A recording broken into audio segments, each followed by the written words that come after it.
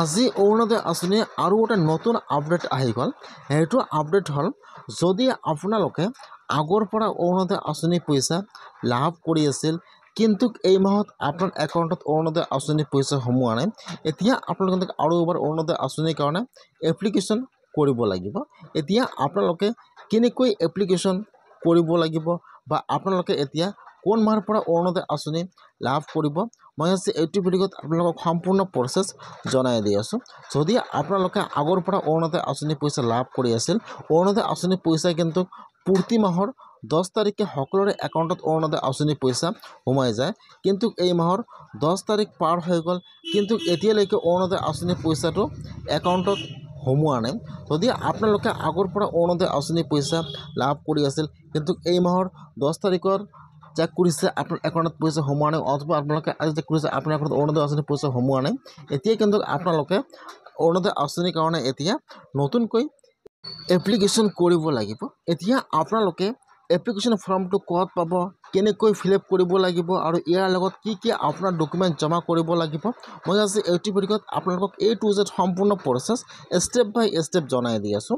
আপোনালোকে জানিবলৈ হ'লে ভিডিঅ'টো সম্পূৰ্ণকৈ চাই ল'ব, স্কিপ নকৰাকৈ। আৰু যদি আপোনালোকে মোৰ চেনেলত নিউ হয়, মোৰ চেনেলটো ছাবস্ক্ৰাইব কৰি ৰাখি দিব।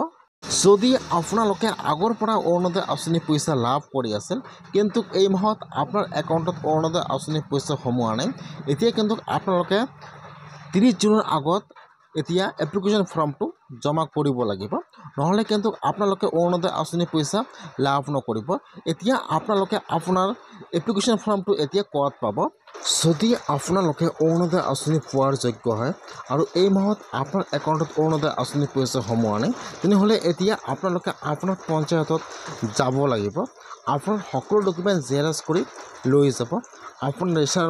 আপোনাৰ ration card, voter ID card, Aadhaar card, PAN card, আপোনাৰ বেংক পাছবুক, আপোনাৰ সকলো ডকুমেণ্ট জেৰক্স কৰি লৈ যাব যে মই আগৰ পৰা অৰুণোদয় আঁচনি পইচা লাভ কৰি আছোঁ কিন্তু এই মাহত মোৰ একাউণ্টত অৰুণোদয় আঁচনি পইচা সোমোৱা নাই। এতিয়া কিন্তু আপোনাৰ পঞ্চায়তৰ ফালৰ পৰা আপোনালোক এটা অৰুণোদয় আঁচনিৰ নতুন ফৰ্ম দি দিব। তাৰপিছত কিন্তু আপোনালোকে ফৰ্মটো ফিল আপ কৰি 30 তাৰিখৰ আগত জমা কৰিব লাগিব। যেতিয়া আপোনালোকে ফৰ্মটো ফিল আপ কৰি আপোনাৰ সকলো ডকুমেণ্ট জেৰক্স কৰি জমা কৰিব, তাৰপিছত কিন্তু আপোনালোকৰ নামটো ভেৰিফাই হ'ব বা আপোনাৰ ঘৰত আহি কিন্তু যিটো কৰিব বা আপোনাৰ ঘৰত আহি কিন্তু ভেৰিফাই কৰিব, তেতিয়া আপোনাৰ নামটো ভেৰিফিকেশ্যন হৈ যাব। তাৰপিছত কিন্তু আপোনালোকে অৰুণোদয় আঁচনি লাভ কৰিব।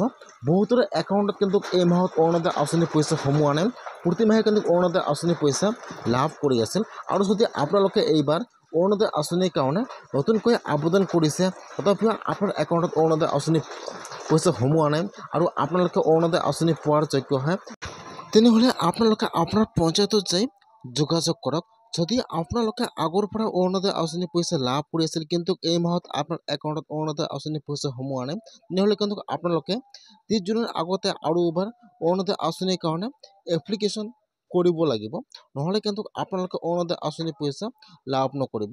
সেইকাৰণে আপোনালোকে 30 জুনৰ আগতে আপোনালোকে আপোনাৰ পঞ্চায়তত যাই অতি সোনকালে অৰুণোদয় আঁচনিৰ কাৰণে আৰু এপ্লিকেশ্যন কৰক, নহ'লে কিন্তু লাভ নকৰিব।